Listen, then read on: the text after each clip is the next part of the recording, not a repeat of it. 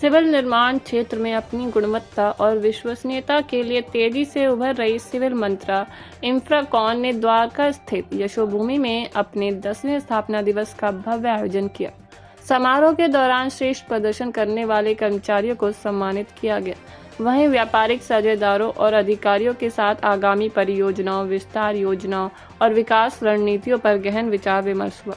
गुरुग्राम, हरियाणा से संचालनरत सिविल मंत्रा इंफ्राकॉन वर्तमान में देश के विभिन्न राज्यों में हाईवे, एक्सप्रेसवे, सड़क निर्माण, पुल एवं बड़े इंफ्रास्ट्रक्चर प्रोजेक्ट्स पर कार्य कर रही है तथा राष्ट्रीय स्तर पर मजबूत उपस्थिति दर्ज कर चुकी है। बता दें कि कार्यक्रम में कंपनी के डायरेक्टर सुशील भारद्वाज ने कहा कि सिविल मंत्रा सिर्फ एक कॉरपोरेट संस्था नहीं, बल्कि राष्ट्र निर्माण में जिम्मेदारी और योगदान का संकल्प निभाने वाला संगठन है। हमारा लक्ष्य गुणवत्ता और पारदर्शिता के साथ ऐसी परियोजनाएं विकसित करना है जिससे जनता के टैक्स का सर्वोत्तम उपयोग सुनिश्चित हो। स्थापना दिवस समारोह में कंपनी से जुड़े अधिकारी, कर्मचारी और साझेदार बड़ी संख्या में उपस्थित रहे तथा कंपनी के अनुभवों, उपलब्धियों और भविष्य की संभावनाओं पर सकारात्मक चर्चा हुई। सर, जो 10th फाउंडेशन डे मनाया जा रहा है उसके बारे में आप क्या कुछ बताना चाहेंगे? इवेंट में क्या क्या हुआ, क्या डिस्कशंस की गई? हमने बहुत हर्षोल्लास के साथ अपना इवेंट मनाया। अपनी टीम को हमने सेलिब्रेट किया, रिकॉग्नाइज किया।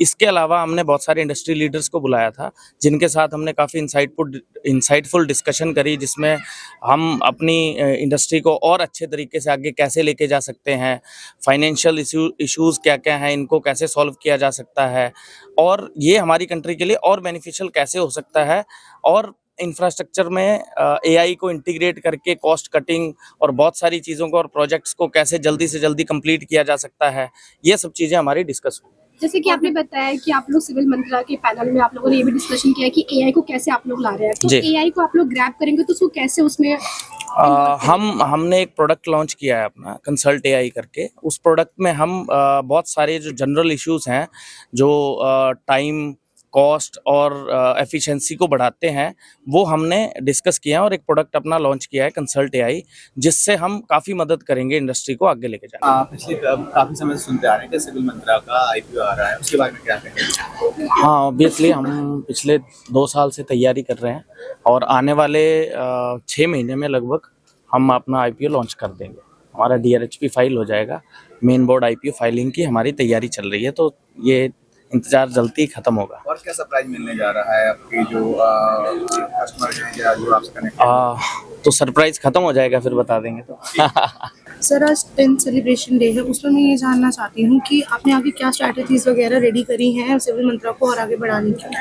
So we are entering into 10th year, right? We are celebrating a 10th foundation day. हमने एक बहुत let's say we have started from scratch and build whatever we are today.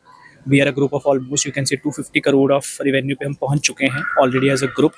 आगे की strategies के लिए within the industry, as our PM is also promoting the, or maybe they have a vision of Viksit Bharat which they need to achieve by 2047, जिसमें हमें 30 trillion की economy बनना है।